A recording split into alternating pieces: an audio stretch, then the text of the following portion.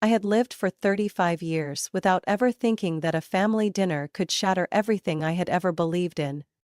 The flickering candles on the dining table, the soft glow from the vintage chandelier, and the rich aroma of stew filling the air. All of it was a perfectly orchestrated trap.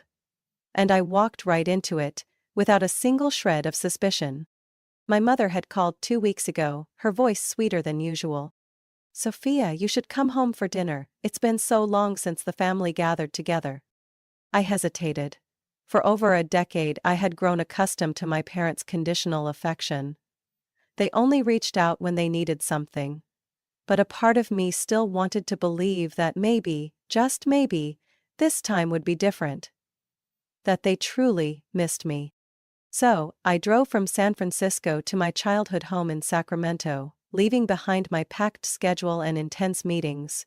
I arrived with hope, but just minutes after sitting down at the table, that hope shattered. Like a wine glass slipping from someone's hand and crashing onto the floor. To avoid any misunderstandings later, Mom and Dad want you to know now. Parker, my younger brother, spoke smoothly as if he had rehearsed it. He leaned back in his chair, arms crossed, his face barely concealing his satisfaction. Next to him, Olivia, my younger sister, twirled a golden strand of hair around her finger, a smirk playing on her lips, as if she had just won a grand bet. I set my fork down, suddenly finding the stew my mother had so carefully prepared harder to swallow than ever. "What?"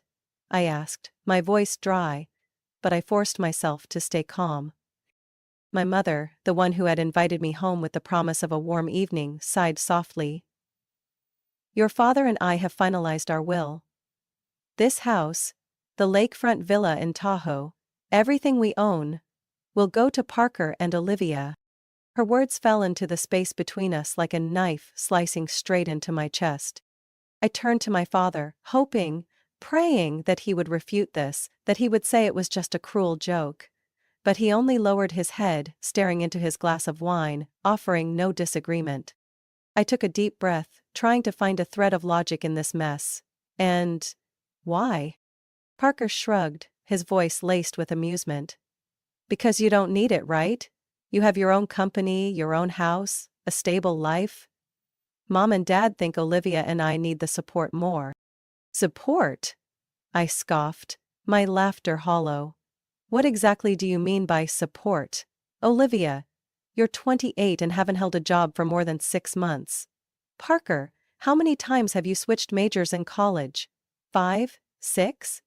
And Mom and Dad have been paying for every single tuition fee." As I spoke, I felt my breath quicken, my heart pounding with fury. My mother crossed her arms, her gaze cold. "Sophia, there's no need to overreact. Your father and I have thought this through. You don't need these assets. But Parker and Olivia need a solid foundation to build their lives on." I laughed, but there was no humor in it. "A foundation? And what about the money I spent helping you pay off the mortgage? The times I covered the utility bills and home repairs? What about the $40,000 I invested to renovate the Tahoe villa? Does no one remember that?" Olivia chuckled, her eyes full of mockery. "Oh, so you're keeping tabs on every penny? That's disappointing, Sophia. You're rich, do you really need to be so stingy?" I stared at her, unable to believe her audacity. "Stingy?" I emphasized each word. "No, Olivia, this is called fraud, this is called exploitation." My mother slammed her hand on the table so hard that the glasses nearly toppled over. "Enough, Sophia, stop acting like a victim. You always think about money. Always. We did this not because we don't love you, but because we love all of our children." Love. I felt a cold rage spreading through my chest. Parker leaned back, feigning sympathy. "You're acting like a child who just had their favorite toy taken away. Everyone here is an adult, Sophia. You should learn to accept reality." I said nothing. His words didn't infuriate me anymore, they only made me realize one thing. I had been deceived my entire life. They had never truly seen me as part of the family. I wasn't their daughter. I was their financial provider. Slowly I placed my hands on the table, gripping the edge of the tablecloth. I took a deep breath, letting the anger settle. When I looked up again, my gaze was ice cold. I understood now. They didn't need me, and I didn't need them. I had spent the last decade believing that family was a place of refuge, that no matter what happened, they would cherish me the way I cherished them. But the truth? I wasn't their daughter. I was an ATM. And now, that I was no longer useful, they were ready to discard me without a second thought. I stared at the faces in front of me. My mother, the one who called me every time a bill was due.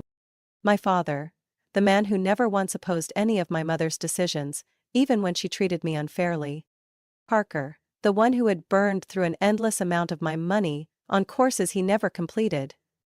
Olivia, the one who had never worked a serious job a single day in her life, yet had enough designer clothes to fill 3 rooms. I laughed, but not out of amusement. My voice dripped with bitterness. And what about the money I spent on all of you? Does no one think that deserves any recognition?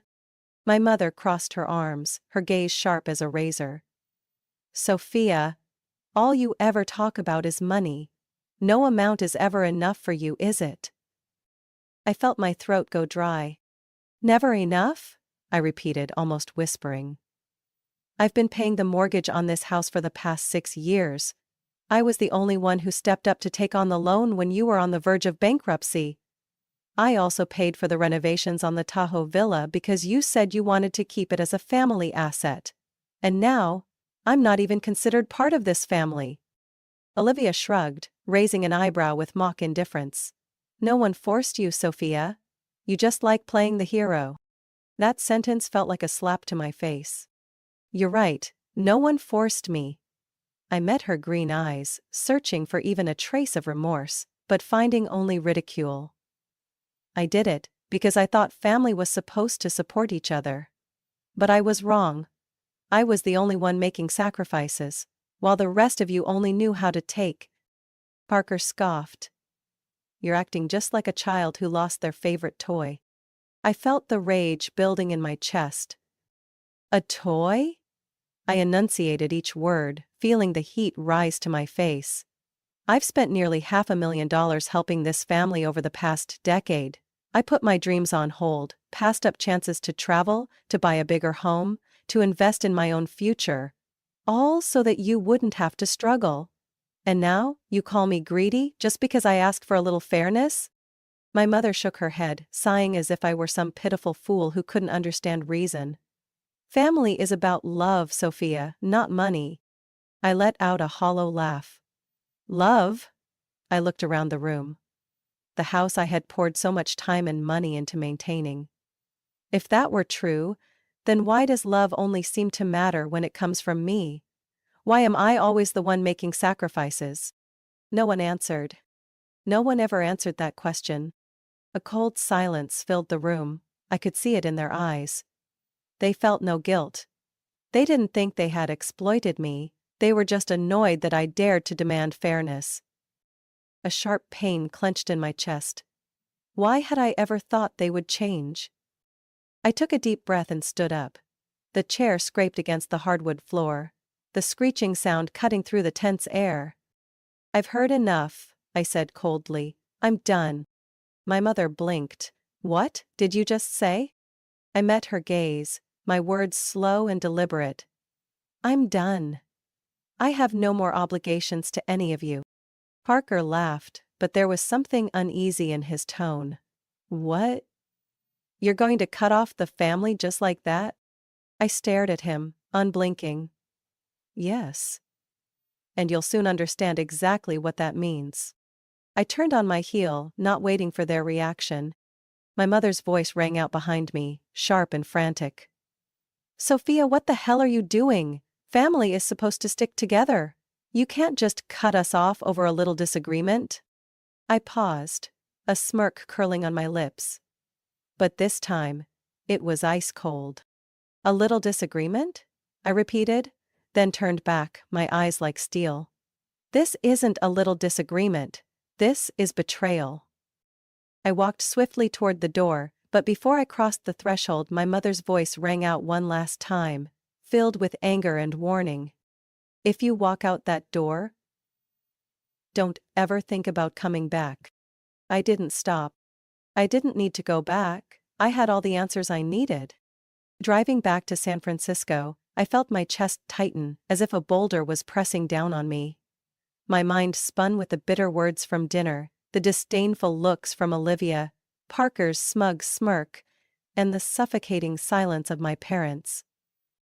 The buildings blurred past my car window, the streetlights stretching endlessly along the boulevard like hollow streaks of light. I used to call that house my family, but now, it was nothing more than a black hole that had swallowed every ounce of my effort and love. When I got back to my apartment, I tossed my bag onto the couch, poured myself a glass of wine, and sank into the sofa. A long sigh escaped my lips. I didn't even have the energy to be angry anymore. Only exhaustion and weariness remained. Then, I opened my banking app. $2,100 per month. That was how much I had been paying for them all these years. $1,500 for the mortgage. $600 for utilities. Electricity, water, internet, maintenance. Not to mention all the extra expenses, Parker's tuition, the expensive gifts my mother suggested during the holidays, the vacations they invited me on, only for me to end up paying for everything. A wave of betrayal surged through me, burning hot and thick in my throat. I had poured everything into this family like a fool, while to them, I was nothing more than a walking wallet. I tapped the Cancel Recurring Payments button. The screen flashed, confirming the cancellation. I stared at the words, "Successfully cancelled," and an unfamiliar sense of relief washed over me. It felt as if I had just severed an invisible chain that had bound me for years. But I knew they wouldn't let this go easily. The first call came the next morning. My mother's number, I ignored it. The second call. The third. The fourth. She didn't give up. By the fifth, I silenced my phone and let it go to voicemail. I made myself a cup of coffee, sat at the kitchen table, and checked my messages. "Mom, Sophia, I can't believe you did this. Do you have any idea how much the house is struggling?" "Mom, don't be so selfish. Family is supposed to help each other." "Mom, call me back." I set my cup down, closed my eyes and took a deep breath. I figured she had found out by now. A few minutes later, my phone buzzed again. This time, it was my father. I stared at the screen, feeling my heart sink. If it had been in the past, I would have answered immediately, but now? I knew he wasn't calling to defend me. I let it go to voicemail. A while later, I played the message. "Dad, Sophia. You need to reconsider. Your mother is very upset. You can't just cut ties over a small misunderstanding. We're family." I let out a hollow laugh. Family? If I was really family, why hadn't they ever stood by me? In the afternoon, Olivia called. I declined. A second later, her texts came in. "Olivia, absolutely pathetic, Sophia. You're such a petty and selfish person." "Olivia, do you really think you're better than us? If you didn't want to help, you should have said so from the start instead of pretending to be the good one." "Olivia, you've destroyed this family. Congratulations." I laughed. A dry, bitter laugh. Did they really believe I was the one in the wrong? Then, Parker called. This time, I answered. "Me, what?" "Parker, what the hell do you think you're doing?" "Me, taking back what's mine." Parker. "You're disgusting, Sophia. You cut off support for mom and dad just because they didn't leave you any inheritance? You're nothing but a greedy leech." Me, "This isn't about money, Parker, it's about respect. Something I never got from any of you." Parker, you're a venomous snake. You think you can abandon this family without consequences? Just wait. He hung up before I could say another word. A cold shiver ran down my spine. They weren't going to stop. I stared at my phone, then at my contact list. Each name, Mom, Dad, Olivia, Parker, glowed on the screen. The people who had relied on me their entire lives, only to turn on me the moment I stopped providing. Not a single one of them regretted anything. Not a single one of them said, "I'm sorry." All they had to offer was anger, threats, and insults. I gripped my phone tightly, then slowly pressed block number. One by one their names faded, disappearing from my contact list. For the first time in years, I felt peace. I knew they would try to come back, but at least for tonight, I could sleep without the weight of their demands and accusations pressing down on me. I set my phone down, took a sip of wine, and for the first time in years, I smiled. I was free. 3 weeks passed in a dangerous silence. After blocking their numbers, I had enjoyed a rare period of peace. No more guilt-tripping calls. No more blame-filled messages. No more relentless demands. I focused on work, built new routines, and for the first time in years, I lived without the suffocating weight of obligation. But I wasn't naive enough to think it was over. And I was right. On Friday afternoon, as I sat in a conference room waiting for a client presentation, my phone buzzed violently. A message from my mother. "Mom, Sophia, the family is having an important meeting. You need to be there, 7 p.m. the old house. This is not an invitation, it's your responsibility." Family meeting. I closed my eyes, irritation flaring inside me. This wasn't a goodwill gesture, this was an ambush. I could ignore it. I could go on with my new life. But some foolish part of me, some part that still stupidly believed in miracles, wanted to see what they would do next. I sent back a single word. Fine. When I arrived, Parker's BMW and Olivia's obnoxiously pink Mini Cooper were already neatly parked in the driveway. As I stepped onto the porch, my mother opened the door almost instantly, a fake smile plastered on her face. "Sophia, you finally decided to come home." I stepped inside. The once familiar house now felt suffocating. My father sat in the center of the living room, his face serious. Parker and Olivia lounged on the couch, their eyes glinting with triumph. Something was very wrong. Slowly I pulled out a chair, sat down, crossed my legs, and folded my arms. "So," I said flatly, "what is this about?" My father cleared his throat, his gaze sharp. "We need to resolve this tension." I let out a dry chuckle. "Tension? You mean the fact that I stopped paying for all of you?" My mother exhaled, trying to keep her voice gentle. "Sophia, you overreacted. Your father and I only wanted what was best for you." Parker scoffed. "Did you even think, before cutting us off like that? Do you not see how childish and selfish that was?" I clenched my jaw. Childish? Selfish? My voice was dangerously low. "I have kept this family afloat for over a decade.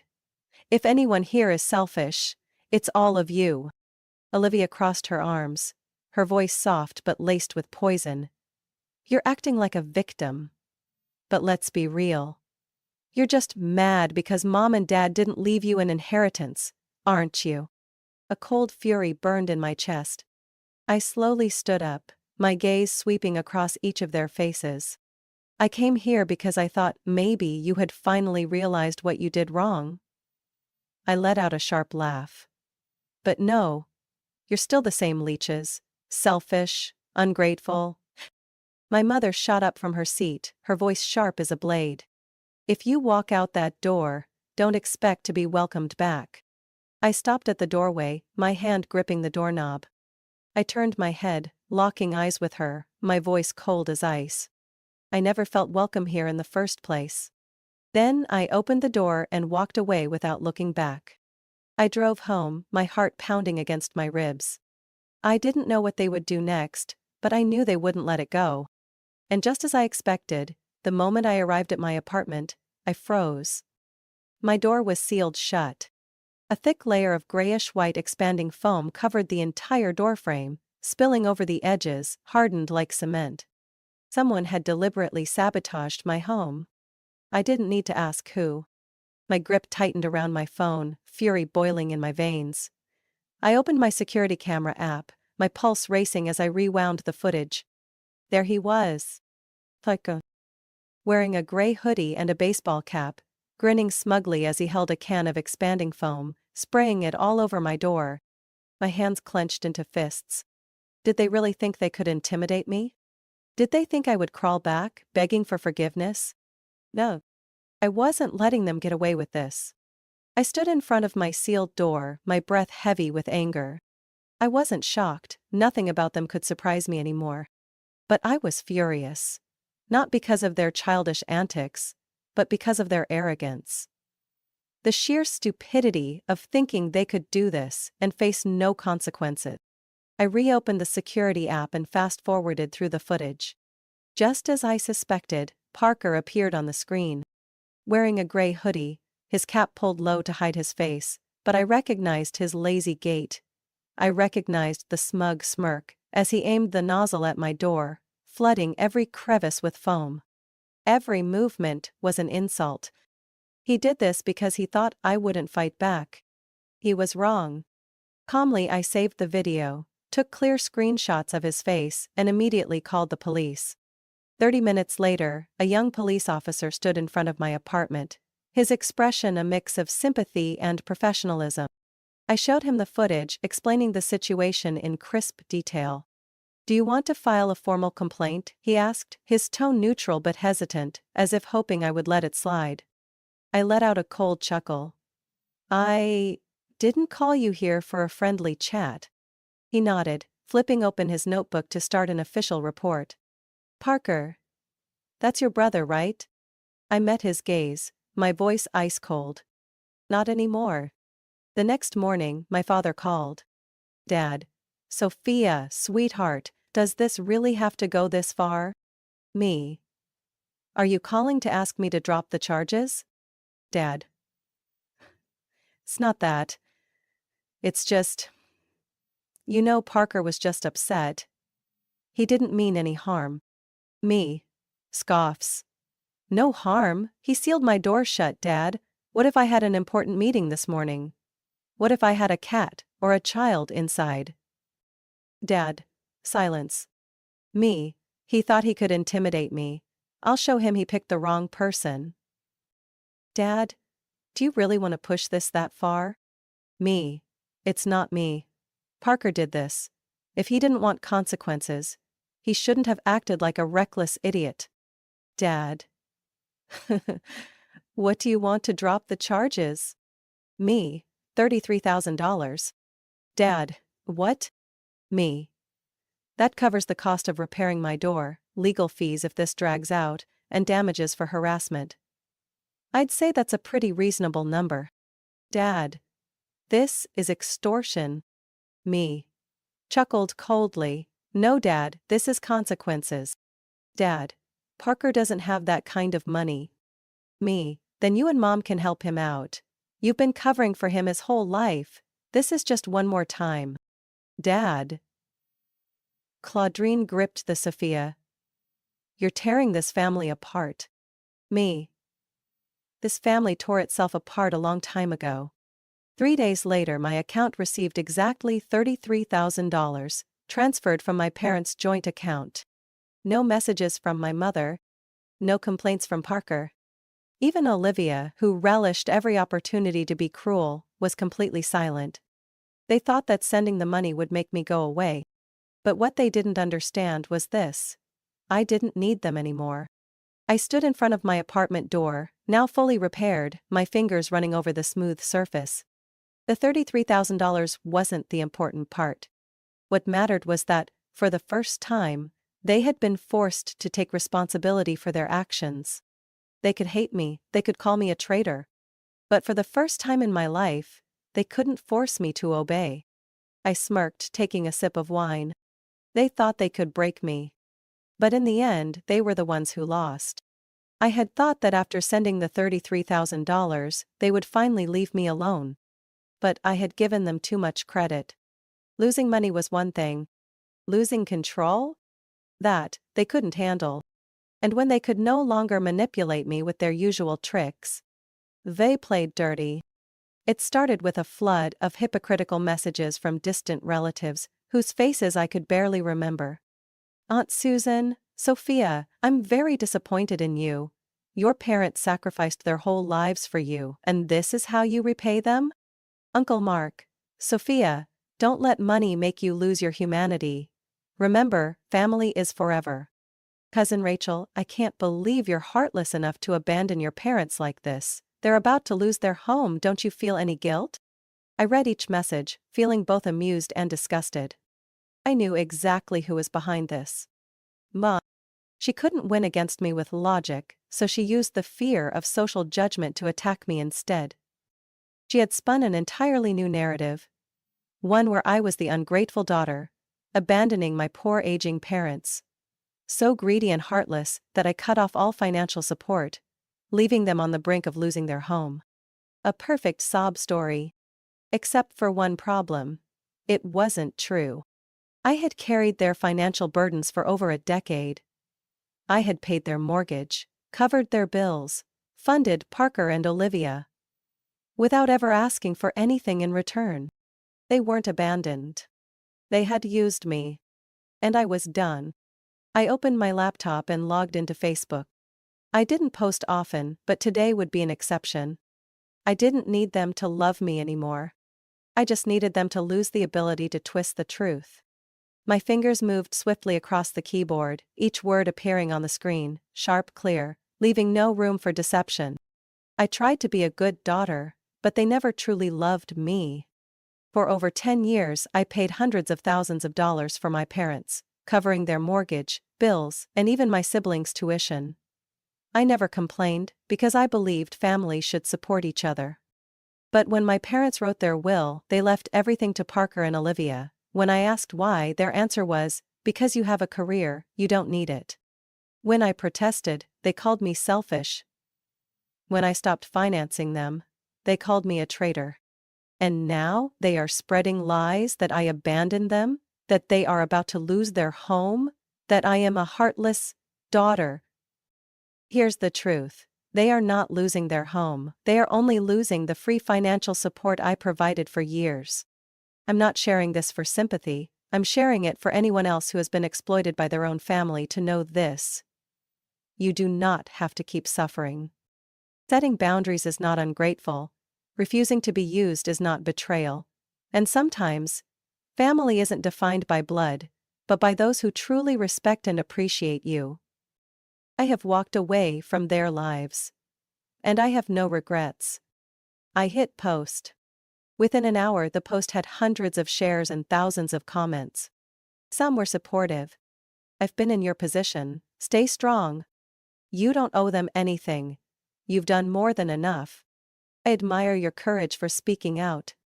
Others were critical. Family may be flawed, but they're still family. Don't air out your dirty laundry like this. She's just looking for attention.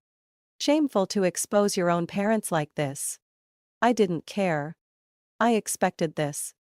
3 hours after I posted the truth, my mother called. Mom. Sophia, what the hell are you doing? Me, calmly telling the truth. Mom. You're destroying this family's reputation.